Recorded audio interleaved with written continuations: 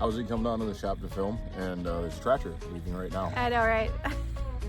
Well, it means work's happening and there's stuff going on, right? That's good. Yeah.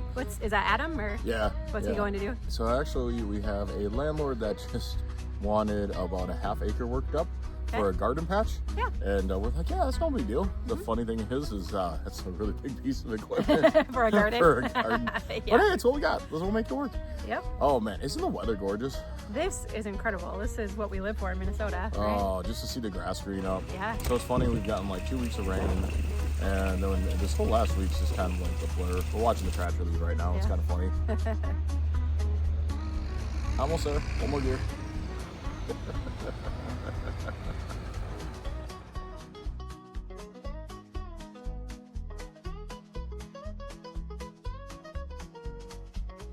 You know, nothing ever.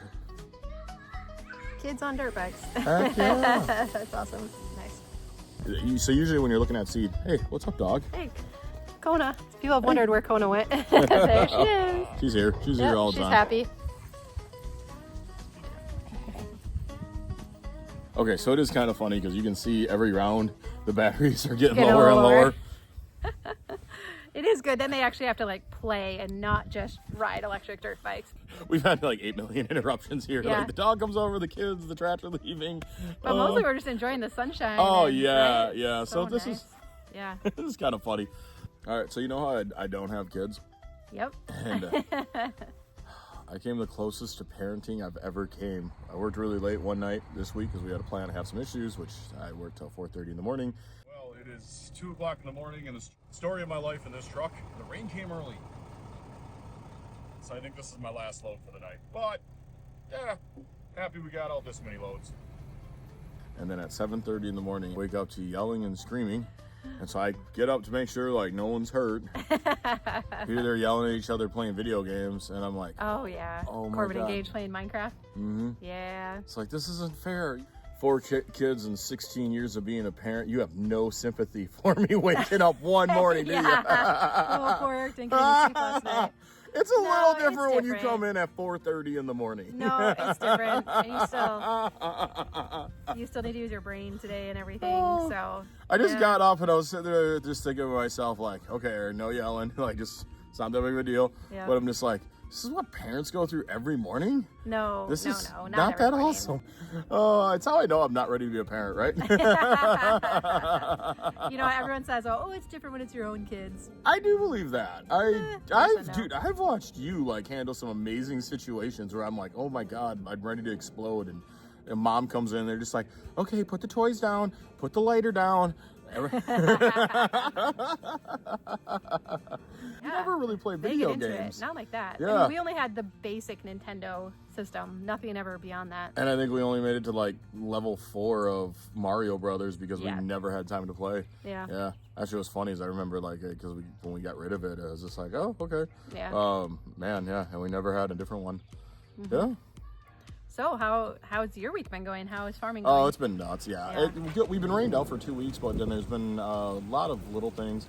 We've been doing a lot of shop projects, which is nice. We have this 8400 that's just been giving us nothing major. We don't exactly know what's wrong with it. Our 8400 here has actually been a little bit of a mystery and a little bit of a battle, and we don't quite exactly know what happened. We were doing a bunch of spreading with this tractor last fall. We drove it literally an hour and a half back, straight shot from one facility back to the farm, shut it off for the night. The next morning we fired it up and went about 50 feet and it died. And I knew this is the 12-volt electric shutoff that goes into the injection pump. And at the time, I was just like, hey, okay, probably that died. Let's just see what we got. I had 12 volts there, but what happened, what's in here is just basically like a little magnet, and 12 volts is going to it all the time. The magnet sucks the plunger up, and boom, you got fuel. That's kind of just the very simple version of that. But anyways, put a new one in, still didn't want to crank, didn't want to fire up. Okay, we just said, heck with it. At that time, we were at the tail end of our season. Let's just leave this here and we'll finish out the day and then we'll figure it out later. Well, we got into December and we tried a number of different things. Now, one of the weirdest things we had happen when we installed this is we noticed our hand primer right here was pumping rock hard. And I knew something wasn't right there, which led us down a gigantic rabbit hole. We actually replaced the intake the fuel pickup and intake line coming in, and then we also replaced the return line going out. So we had feared that maybe a line collapsed, and I've actually seen that a number of times. Our excavator horror story was kind of that way.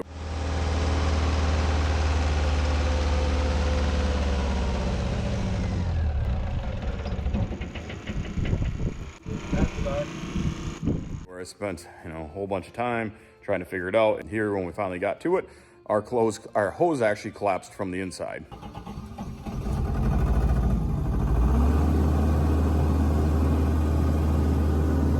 She's running 6 hours.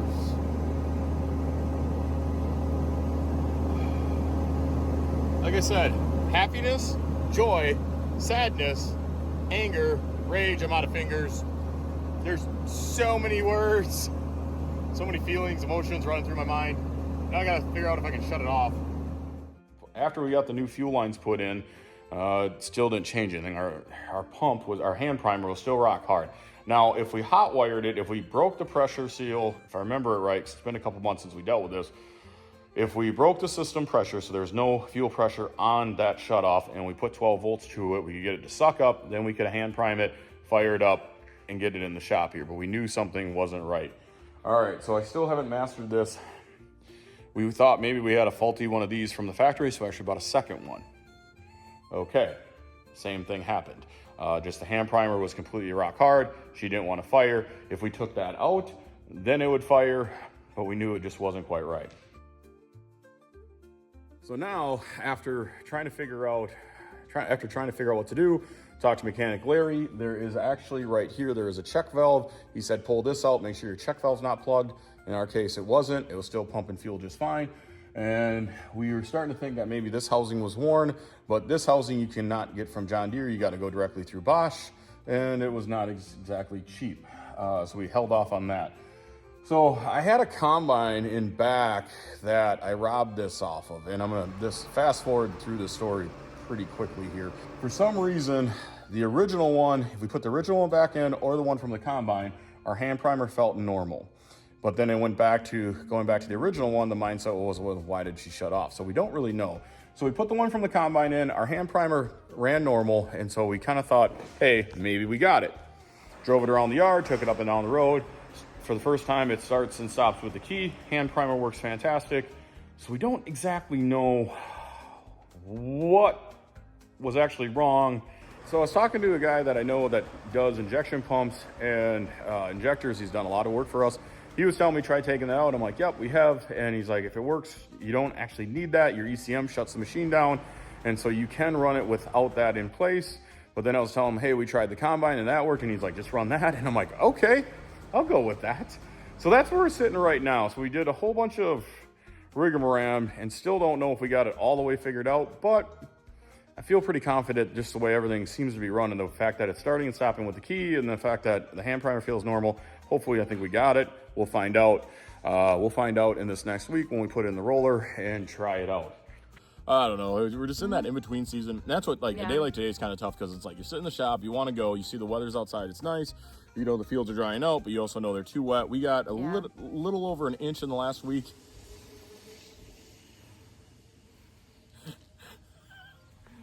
Today's just a tough day.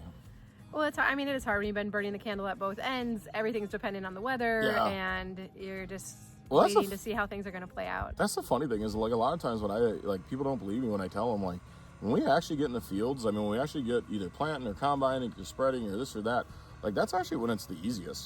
Sometimes this limbo is always when it's the most. This right here is actually more draining and taxing on me than when we're actually in the field. Then you're excited, the adrenaline's pumping. Day like today, we're like, okay, we got to work on that. We got to work on that. We got to work on that. We got to work on that. It's not the fun stuff. Not really.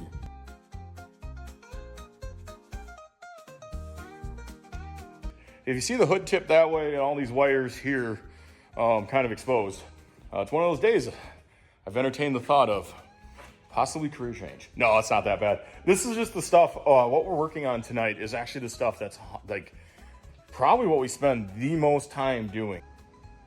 You want to come all the way up. Harness attached to that top cover. It's like a dead stop. So we have quite the thunderstorm going on outside, so we're inside, luckily, working on this 8400. Adam's been working on the lights, kind of normal stuff. We got 1 or 2 dead bulbs that just, you know, probably are old. We got 2 on the back of the cab that we should just update. So I got some text messages into John Deere parts. But then what we got going on in the front of the very front of the tractor, there's 4 lights, but we can only get 2 to power up. Now, the center 2 are your continuous runs. The outside 2, so 4 total, these 2 are not coming on, and we're trying to figure that out. And so we're trying to figure out if it's in the blinker switch here or if it is in the relay that's powering it. We got, what, 0.8 volts, which when the voltage gets that low, it gets really hard to test. I mean, I've seen some bad wires. I've seen some really blown out wires do some crazy things. So we're pulling the dash apart, or the side console here, to see if we might just have like a bad relay. Yeah, doing the best we can. But it's always funny what gets hung up in these cabs.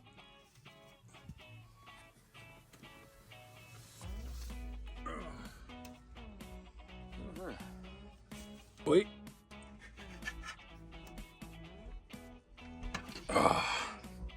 Nice. What's the chance that it still works? Oh, go LEDs. I wasn't sure that the owner's manual was going to be that in depth. So here we got pictures of the lights. Here we have our fuses and our relay cluster. So I'm going to do a little digging. See if we dig into here, if we can get those front 2 lights working. It is amazing in today's age. Like this shop, I mean, a lot of times wiring pliers are the things we use the most. It's really funny in today's age. Don't get me wrong, we still use the traditional 9/16 wrench a bunch too, but just as the technology or as the equipment went more electronic, it's amazing how many times you're looking at a manual like this trying to track down wires. Sometimes it's real simple, sometimes it just, you can see where the green grunges or the burnt marks where it kind of got torched, but every once in a while you got to dig into something like this. So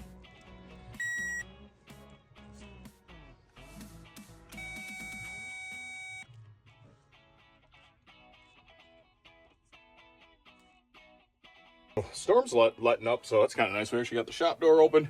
We were just going through the book, going through our relays here, and there's a little trick. You should be able to sense ground with the power probe. This is all just 12 volt halogen lights, and we can't, so it's kind of leaning towards, what I'm leaning towards right now is more than likely we just got either a rub through wire or a broken wire underneath the hood. Luckily, we have the hood loose, and so we're gonna yank the hood off quick and see if we can find our broken wire. Hopefully I'm right. If I'm wrong, that sucks.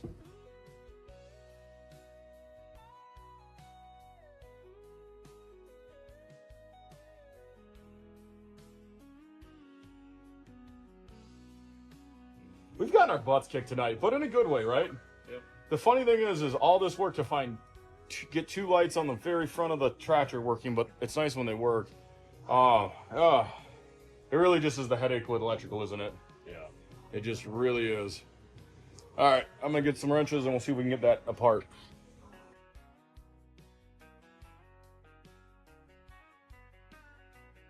Okay, you ready? Yeah. We got her. Okay, do me a favor, just hit it one more time if you can, if it's not too big of a pain in the butt. Okay, and then let off. Perfect. Okay, 1 second, I'm gonna come back your way. All right, so we have our traditional 8400 tractor. It's a 1998 model. It's actually a later edition of the 8400s. What we notice is there's 4 headlights up front. 2 are working, 2 are not. The 2 that were working are the ones that were running all the time. Those should be on. The 2 that weren't working were supposed to come on with your blinker switch and your high beam. Now, this tractor sees a lot of hours and a lot of conditions, and let's be honest, this tractor hasn't seen the shop a whole lot the last 5 years. Which means when they don't see the shop, that's a good thing. That means everything's running really, really well. But our goal tonight, we dug into this trying to figure out why our 2 front lights weren't working, the ones that would come on with the high beams. We started up front with a plug-in. We traced the wiring harness back to the cab because it's not uncommon for underneath the cab to actually have a lot of wear spots or maybe a heat distortion, something like that. We didn't find it there. Then we reversed it. We started with the blinker switch. That seemed to be working. We could hear it tripping the relay. We looked at the manual, looking at both relays. The relays I could feel turning on and off with the key by just putting your fingers over them. Turn the key on and off. You can feel them click on. We then took the multimeter, probed the back of the relay. We knew the relay was turning on the right wire. We had 12 volts there. But then what we didn't have is back here, we had to take this back panel off. There is a cab plug-in, and if you can see those wires right there, we're gonna explain that in a second here. We think we just figured it out, which is really dumb because it's probably my fault because I'm the only guy that's ever touched the electrical on this tractor other than Scott. And Scott's dang good, but I know I would have had this all apart to put fan motors in it years ago. I think that was like 2018, 2019. And we think we just found our problem. And what we think our problem is the tab in the connector is bent up. Okay, right there in that very bottom left-hand corner, you can see that tab. And what I got a feeling that did is it just got pushed up when we put it together last time, and which means those lights haven't been working in a couple years. Well, we're gonna fix it, right? Yeah, at least we found it. Yeah, that's the way I look at it. At least we found it. And it only cost us one cut wire. It did, but that wire I don't mind replacing. You get to see there was some heat distortion because it's right next to the turbo. So that one we're just gonna put in all new, and we'll explain that here in a little bit. But it is one of those weird things where luckily I'm actually relieved because that's probably just real life and human error. I found stuff like that on other things, other pieces of equipment, knowing that more than likely 99% chance it was me that just didn't get it right. Well, that's just life. And it's one of those things. You can see here we don't have a 3-point on this tractor. We didn't have one when we bought it, but we got the 2-point arms up. It's incredibly hard to actually get that in. So we're gonna try and straighten that and get that in. But I'm actually glad, if it turns out to be that tab, I'm actually glad it's that tab and not necessarily having to cut apart a harness or like a mouse or something on that order. What just sucks is we probably got 3 to 4 hours in this tonight diagnosing it. Now, luckily it's a beautiful summer night. Got the garage door open. Thunderstorm just rolled through. Like, it's a nice night to work in the shop. Yep. It still sucks that we have this downtime. The neat thing though is we figured it out. A lot of people are scared of electrical. Electrical's not that fearful if you get the basic parameters of it. And anytime you're digging into this, the power probe's super handy because it allows you to put 12 volt to it really super easy. And those run between, I think, like 125, 160, 70 bucks. The multimeter, those can get really expensive, except for, I will tell you, the place I have found them very reasonably priced. Pawn shops. You don't need high end to read 12 volts or ohms, but a lot of times I think we've seen them at pawn shops for 75 to 120 bucks. It'll do the basics for you. With those two, you can go a long ways on something like this. This is as much multitasking as I can do. Hold the phone so we can film and then turn a wrench. All right, hop in there quick. Let's just see if we turn around, if we got 12 volts out here. Thank you. I appreciate all your help tonight.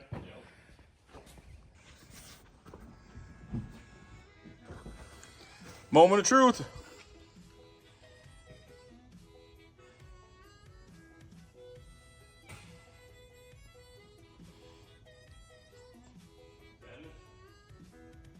$11.8. We're good. Okay, so what I found is click the main dial one switch forward. So the flashes are on? Okay, yep. Now you must have low beams on only. Flip your high beams on. We got it. Here, do me a favor. So this 11, 9, and 12 is the high beams. Flasher unit. Yeah, click it again. High beams. Yep. We got her. Wow, all that digging, but we got it. Now we're just hoping we didn't bend a tab when we put it back together. Is this a good spot to end it for the night? Cabin pieces, manual out, multimeter out, power probe out, and it's kind of how it ends, isn't it? Like, okay, we got to figure it out. Tomorrow we just got to put her back together. I like it. The funny thing is, this all started with you just trying to change a few light bulbs out. Yeah, started off as simple. The whole cab's apart. The whole cab's apart, but that cab goes together pretty good. Yeah.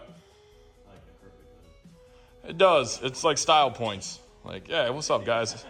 I'm in here getting worked on because I got 12,000 hours on me. Yeah. Oh, the old man with the greatest mustache ever has used me well. I've supported him. He's beat on me. I've beat on him, you know. It does look funny with that crooked hood. It does. It's like, what's up? Yeah, I'm getting worked on. No other farmer understands my life, but I've been on a lowboy a bunch and I've had some rough days. I'm still here throwing down. I should totally dig out the lawnmower, but I don't want to. I know. I was I'm looking not at ready too. for that yet. Yeah, get Corbin going. As soon as you dig out the lawnmower, you know it's just like spring's here. That's awesome, right? Yep. But then you know every week Yep. for the next like You're not what stopping. 20-ish weeks, Yep. you're mowing the lawn, Yep. which is usually awesome. I'm just not ready for that yet. Yeah.